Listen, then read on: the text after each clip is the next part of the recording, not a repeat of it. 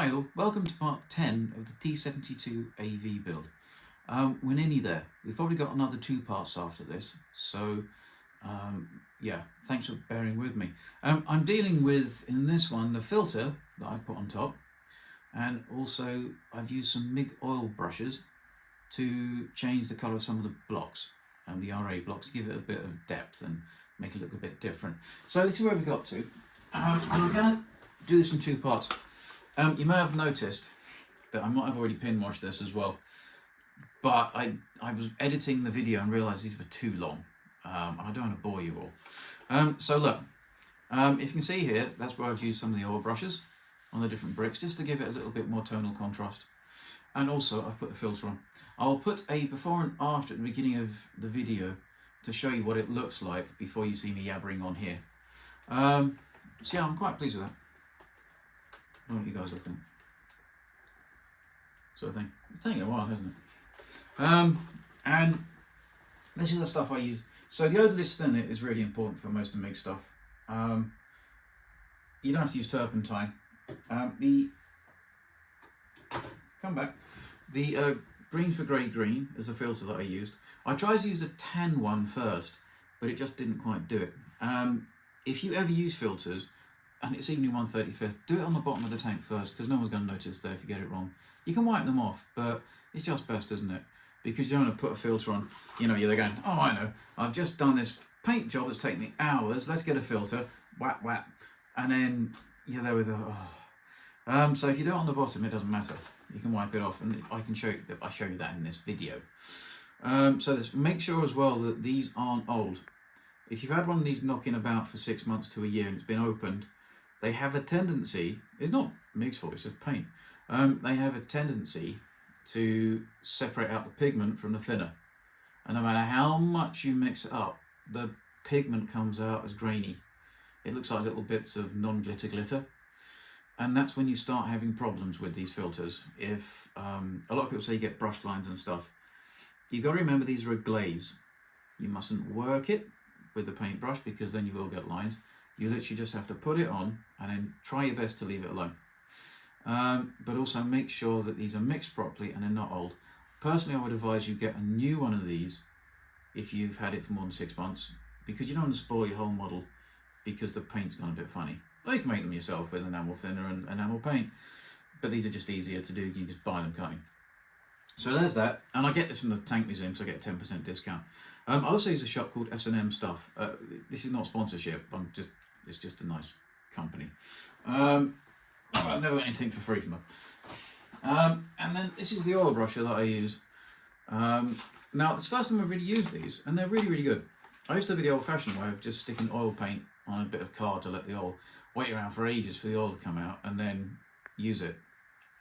But you don't have to do that. These have had that done already. They're ready to use, and they're really quick. Like I said, I got them from the Tank Museum. It was only $8.99 for a packet of 3. That's a bit wrong.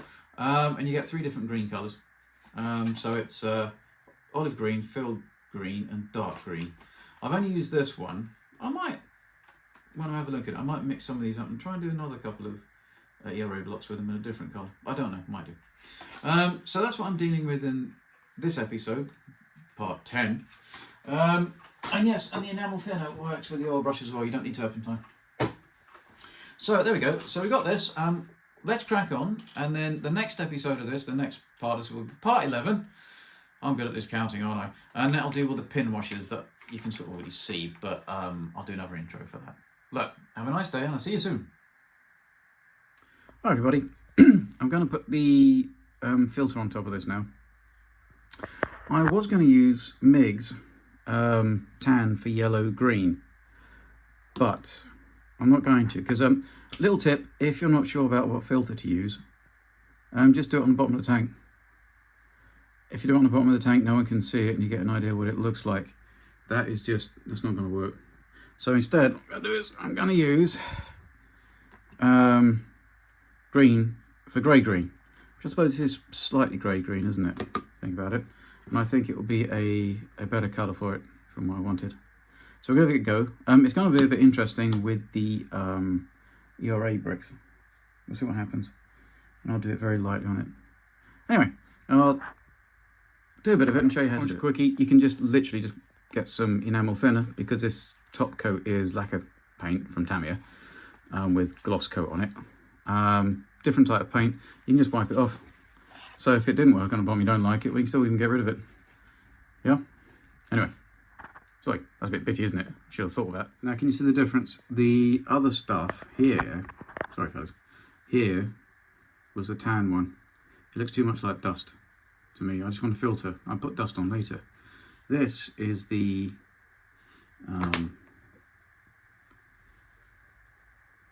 green for grey green, and that's quite nice. It just enlightens and enriches the green underneath and brings out the colours a bit. Which the other one looks too much like splashes and streaking and stuff. So you just test it on the inside of the tank, and then we'll get on with the top of the tank. Now, the other thing I'm going to do is I'm using a very large paintbrush for it. You're thinking, why? When you see all the tutorials for doing this with filters and stuff, it's on a much smaller tank. So you can use a smaller paintbrush, it doesn't matter. So what I've done is I've increased my paintbrush from 1/35 to 1/16, and I think it works better. It gives you less lines. Can you see there's not many lines? If you use a little paintbrush, it will start turning into lines. Anyway, let's get on with it and I'll show you what it looks like. I might put this in the stand so you can just see how I'm doing it without my hand shaking holding the phone. Right, so let's just do, and let's get decanter this here so I can get on the brush. You don't want to put an awful lot amount on. Like I said, it's just a filter. You're not really painting it. This is like sort of see-through. As you see, if you use the bigger brush, you shouldn't get lines. You shouldn't. And you can correct it as well. I mean, you know, it's, you know, none of this is forever. That's right. I think this is the colour for this.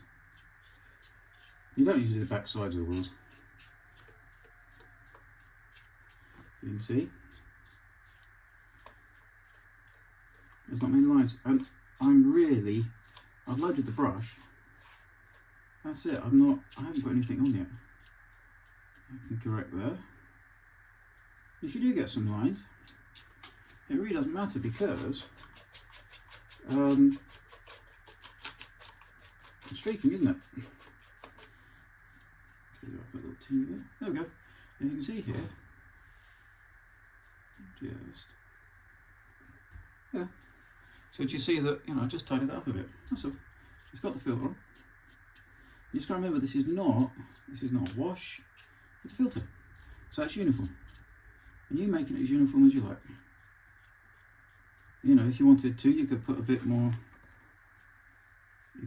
on this green here, and the black, and then leave the yellow alone. And as you can see, I've really not used much at all. It's just changed the colour, whoops, of those bricks, just a smidge. You see? Just ever so slightly. Oh, that'll be better. I'll put it in the right place, wouldn't it? You see? I'll show you better when I take the camera off the stand, when it's all done. So if you can see the difference, the first wheels are done with the filter. I just got to dry a bit. These are the other ones. You see? And it just brings the post and pre-shading down a bit, so it's way more acceptable. I haven't done this on the upper arms yet even. You see how it works? Okay? Before, after. And I'm making this really bitty, but this is why I use the really big brush. Because like I say, you have to like transfer the size from 1/35. So if this is a 1/35 tank, would be about the same size as a paintbrush. What a lot of people do wrong, I think, when they do this on 1/16, is that they use too small a paintbrush. That's too much there, but you can get rid of it. Which then means you get loads of lines, you don't quite get into places, and you start painting it on like a pin wash. Whereas this has just got to flood the surface really and then tidy it up. So, you know, if you've got a bit too much, don't really want to waste it, but there we go. See? So I think it's everywhere. I'll check the wheels when they're done a bit. And then, you know, if you don't like this, you can put even more on. So wait till this one to dry overnight and then do it again somewhere else. Right, now hopefully this isn't too shaky. Oh, let's put that pot there. So I'm just getting rid of the excess. You don't need a lot. Now,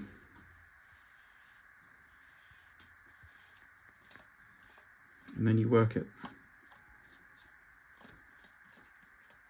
And if you want, because it changes the green of each one of the tiles as well, see, it just enriches it, and it's what you're trying to do. When I get, but can you see the difference in colour when that went on? You know, with the cream bricks.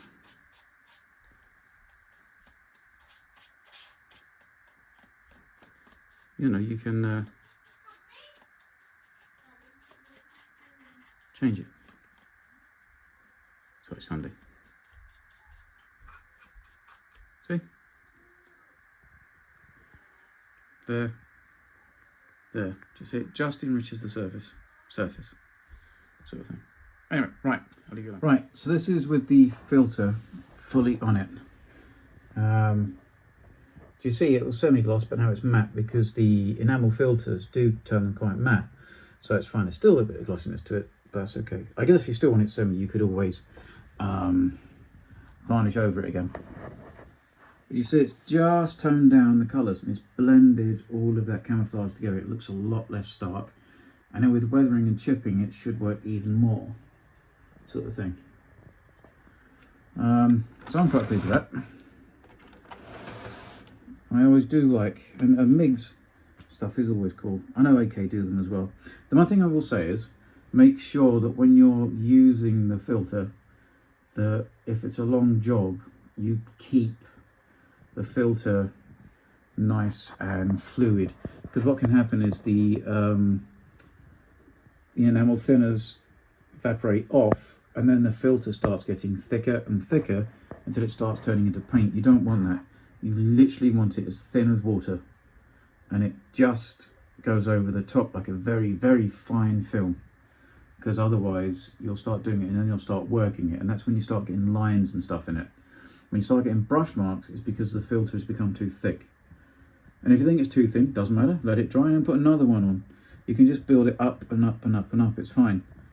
But don't, if you start having to work it a lot, if you've got to work it, anyway, then the filter's probably got too thick in the pot because it's evaporated off the enamel thinners a bit. So anyway, and the other thing I'm going to do now is, because I've done that, I'm going to take off all the masking for the lights and stuff and the vision blocks, because there's no point weathering it and then you take all that off and it's all pristine. It wouldn't work, would it? I've done one.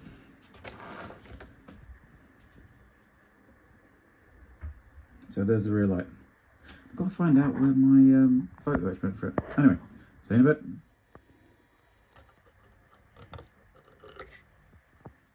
Hi everybody, I'm going to try and add a little bit of contrast to some of the bricks by using MIG's oil brusher. What colour is it? That colour, olive green. I didn't want to do this with enamels, it's oil paint, so I'm going to do this before I put the pin washes on. I'm going to pick out just a few bricks here and there just to modulate the colour a bit with the oil paint. So it looks a bit interesting, and I'll show you what it looks like when it's done, but that's one I've already done already. The oil brusher comes with its own little applicator, and also I'm using enamel thinner to blend it a bit, so I don't want it too stark. And you can blend it for ages afterwards. The oil paint takes a while to dry. Anyway, so I thought I'd just quickly show you. So you just get some, where is it? There we go, odorless enamel thinner, and then the oil brusher. So it's really good because it's got its own little neck thing. So I've done two there. Let's just pick. Trickiest part is just finding some random ones. How about that one? You don't have to put lots of it on. You have to like paint the whole brick. Just a little bit.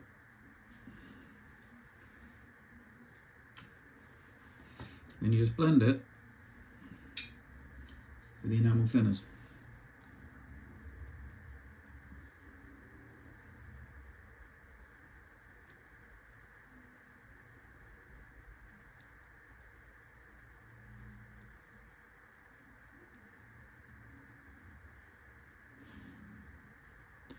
And hopefully it just gives a bit of tonal contrast.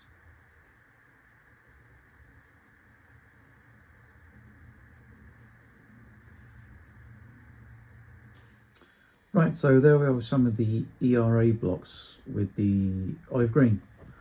It just gives it some more depth and contrast because it's going to be muddied up and weathered as well, so it won't also again be as obvious. It was this, I got it in a set from the Tank Museum, might as well, because there's 3 different greens, it lasts forever. And because it's already pre-done oil paint, you don't have to worry about the oil content and it's already been sorted out. So it just goes straight on, a little applicator. And then you use the odorless thinner to then blend it on the tank. Quite enjoyable actually. Well, I think that looks, oh, my shadow. So I haven't got the other light on because you won't pick it up, because it's also subtle. So I think that looks all right. It says this little bit.